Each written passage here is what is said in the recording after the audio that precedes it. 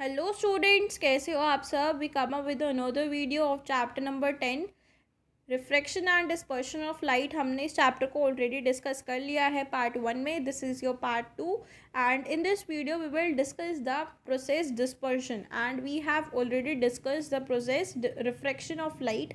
सो refraction क्या होता है, जब एक मीडियम से दूसरे मीडियम में ए लाइट ट्रांसफ़र करती है और अपने पाथ से बेंड हो जाती है। सो ये चीज़ जो होती है उसको हम रिफ्रैक्शन बोलते हैं। सो अब हम डिस्कस करने वाले हैं कि डिस्पर्शन क्या होता है।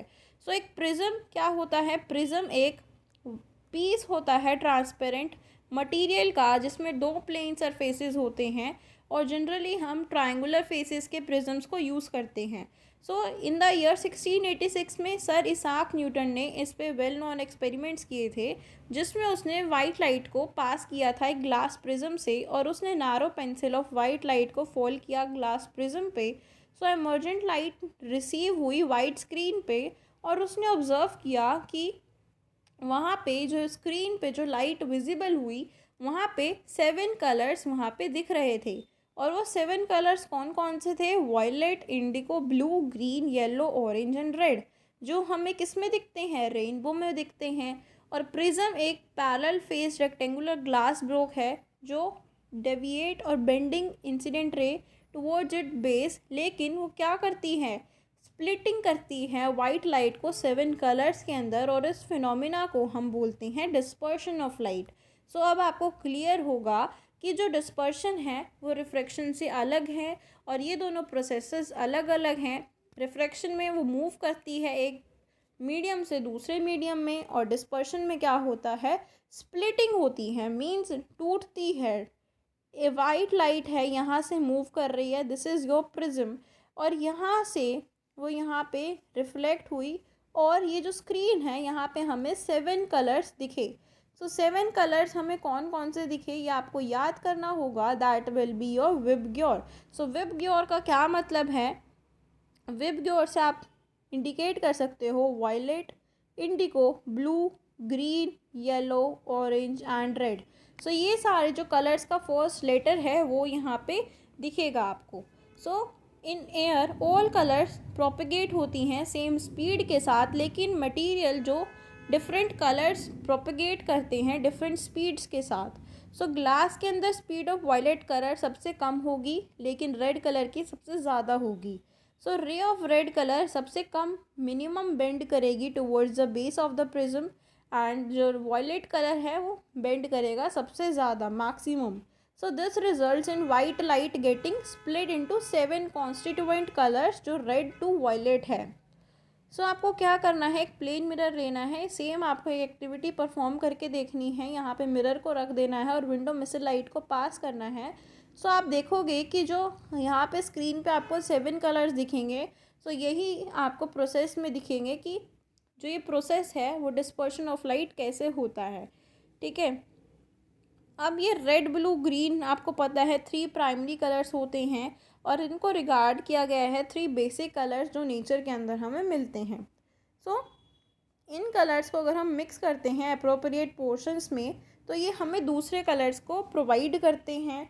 और जो प्राइमरी कलर्स होते हैं जब हम उनको अप्रोप्रिएट पोर्शंस में मिक्स करते हैं तो गिव बैक वाइट लाइट, वो हमें वापस वाइट लाइट दे सकते हैं। और एनी अदर कलर जो प्रोड्यूस होते हैं 2 और मोर प्राइमरी कलर से, सो उनको हम कंपोजिट कलर बोलते हैं। अब हम पढ़ने वाले हैं रेनबो, जो एक नेचुरल इफेक्ट है डिस्पर्शन का ही एक एग्जाम्पल है।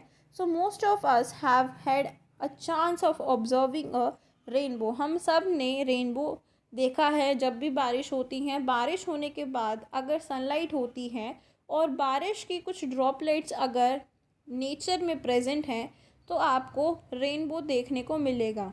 सो ये कैसे होता है? एक मार्वलस सा ब्यूटी का एक चमत्कार है, मिरेकल है। So when do we observe a rainbow? जब सन आता है, comes out after a rainfall, तो ड्रॉप्स ऑफ वाटर जो एयर के अंदर प्रेजेंट होती हैं वो सनलाइट की हेल्प से उस ड्रॉप के अंदर, और जो ड्रॉप है वो जैसे यहाँ सन है और वो ये ड्रॉप है, यहाँ से सनलाइट आएगी और ये ड्रॉप किसका काम करेगा? प्रिज्म का काम करेगा और 7 लेयर्स में स्प्लिट हो जाएगा, जो आपको विबग्योर देखने को मिलता है, जिसको हम रेनबो बोलते हैं। तो ये सिंपल सा एक फिनोमिना है जो हम डिस्पर्शन ऑफ लाइट में देख सकते हैं। अब हमारा जो टॉपिक है दैट इज़ लेंसेज। लेंसेज क्या होते हैं? बिसाइड्स द ग्लास स्लैब और प्रिज्म, लेंसेज हम यूज़ करते हैं studying using the effects of refraction. एक लेंस एक ऐसा पोर्शन है ट्रांसपेरेंट रिफ्रैक्टिव मीडियम का जिसमें दो सरफेसेस होते हैं, बोथ और one of the surfaces spherical होते हैं, जिसको हम स्फेरिकल लेंस बोलते हैं। तो स्फेरिकल लेंसेज दो टाइप्स के होते हैं, कन्वेक्स लेंस जिसको कन्वर्जिंग लेंस भी बोलते हैं, कनकेव और डाइवर्जिंग लेंस बोलते हैं। तो इनकी कॉमन शेप्स यहाँ पे हमें दिखती हैं। सो ये कन्वर्जिंग लेंस और ये डाइवर्जिंग लेंस हैं। सो ये जो दो टाइप्स के लेंस हैं हम यूज़ करते हैं। सो डेफिनेशंस कुछ लेंस रिलेटेड टर्म्स होती हैं।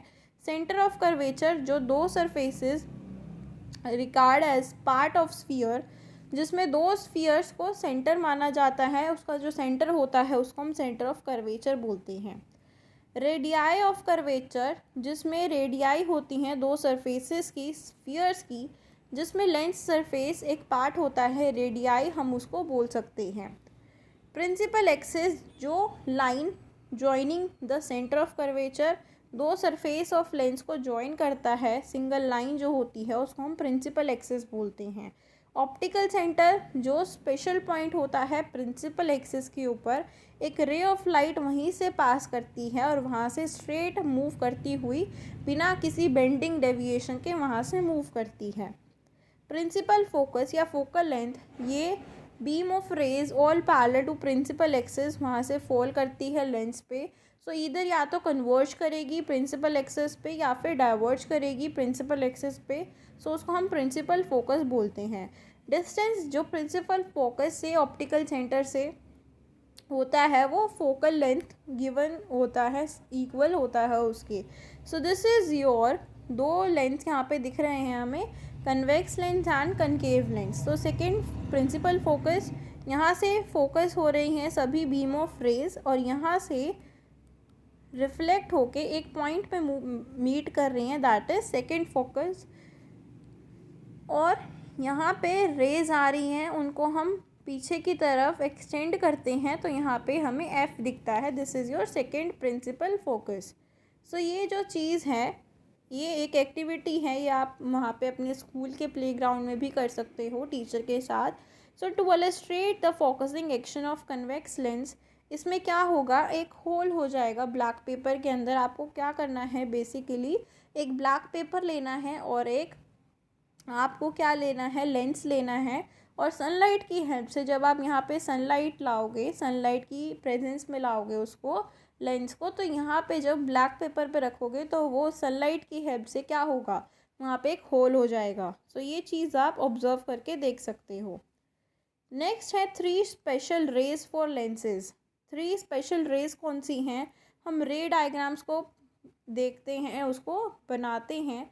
सो ये जो रे डायग्राम्स होते हैं हमें नेचर, साइज़ और पोजीशन ऑफ इमेज को ऑब्ज़र्व करने के लिए कि क्या इमेज फॉर्म होगी और इमेज जो फॉर्म होगी उसकी नेचर, साइज़ और पोजीशन क्या होगा, इसको स्टडी करने के लिए हम उनको स्टडी करते हैं, उनको ड्रॉ करते हैं। सो इंसिडेंट रे जब पैरेलल होती है प्रिंसिपल एक्सिस के तो वो पास करती हैं प्रिंसिपल फोकस से।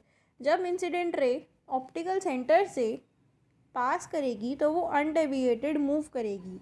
जब इंसिडेंट रे पास करेगी प्रिंसिपल फोकस से तो वो direct towards the principal axis के पैरेलल में मूव करेगी after reflection off from the lens. So ये जो चीज़ है ये आपको समझना पड़ेगा कि जब वो पैरेलल आती है तो वो प्रिंसिपल फोकस से मूव करेगी, जब सीधा आएगी तो वो ऑप्टिकल सेंटर से मूव करेगी अनडेविएटेड, और जब वो प्रिंसिपल फोकस से आएगी तो वो पैरेलल हो जाएगी प्रिंसिपल एक्सिस की। सो ये चीज़ जो है ये हम नेक्स्ट वीडियो में डिस्कस करेंगे कि कन्वेक्स लेंस में हम कैसे स्टडी करें, कब ऑब्जेक्ट को कहाँ रखेंगे, ठीक है। तो इसकी जो ये आपको टेबल है ये भी आप समझोगे, और कनकेव लेंस में भी हम इसकी जो रे डायग्राम्स हैं वो ड्रॉ करेंगी। So if you like my videos, please do like, share and subscribe to my channel for more such related videos. Thank you and stay tuned for the next video, part 3. Thank you.